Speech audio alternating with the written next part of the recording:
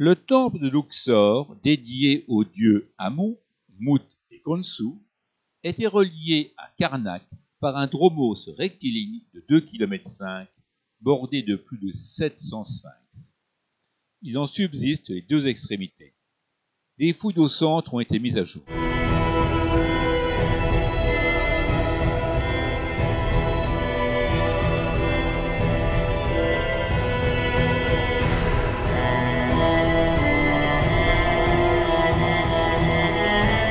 Mehemet Ali offrira 2 obélisques à la France. Un seul sera transporté, car trop lourd. Il reste de ce fait à Luxor un obélisque. Le temple de Luxor est un temple reposoir, utilisé une fois l'an lorsque le dieu Amon quittait son sanctuaire de Karnak. Il est d'une longueur de 260 mètres et d'une largeur d'environ 50, plus petit que celui de Karnak. Devant chaque môle, il y avait 4 statues de Ramsès II debout. Seule une subsiste.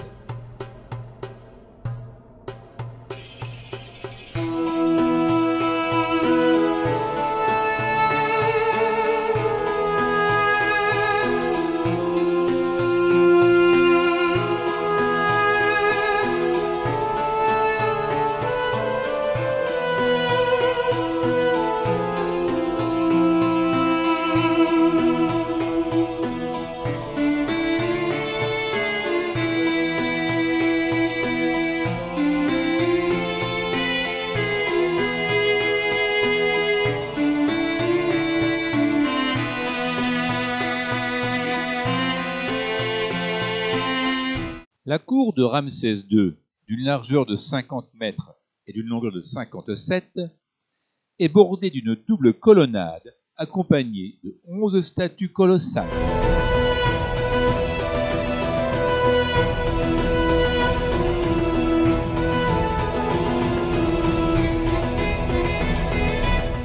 La mosquée Abu el-Agad, d'époque fatimide, XIe siècle, n'a pas été détruite lors du dégagement du temple, car elle abrite le tombeau du saint patron de la ville.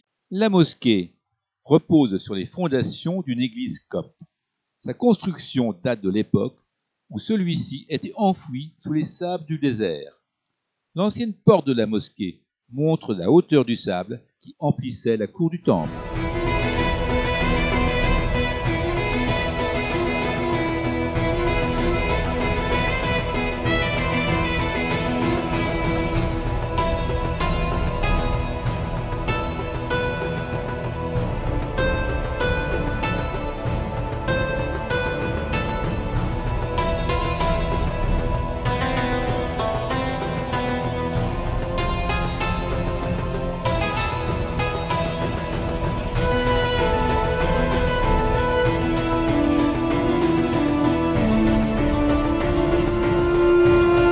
Ramsès Ier conduit la procession inaugurale et se dirige vers le pylône. Des bœufs gras sont conduits pour le sacrifice. Entre leurs cornes, des plumes, tantôt d'une tête de Nubien ou encore d'une tête de Sémite. La tradition voulait que le roi mette à mort des personnes pour son triomphe, les bœufs se substituant à la population.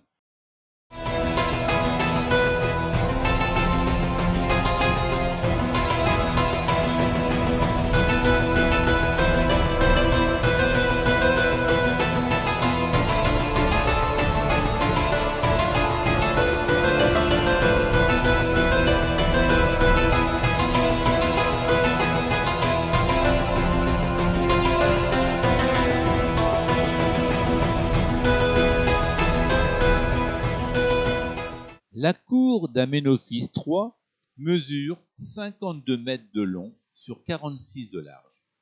Elle est entourée d'une double rangée de 64 colonnes papyriformes, fasciculées et cannelées. Les barques solaires traversaient la cour pendant la fête d'Opet.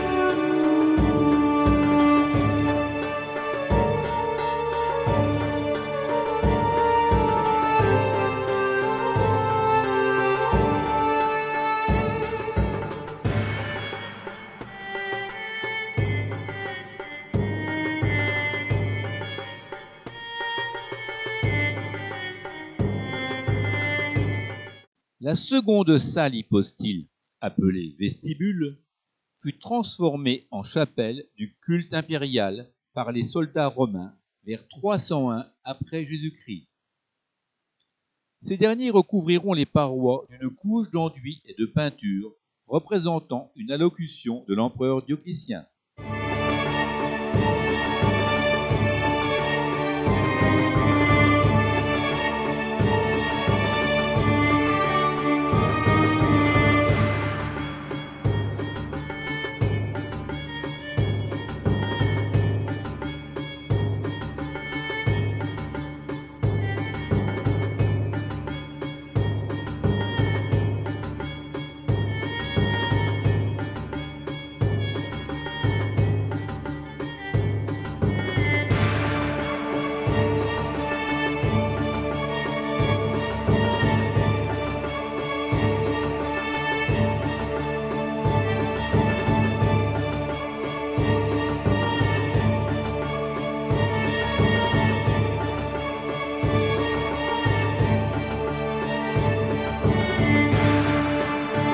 Le temple de Luxor sous la pleine lune.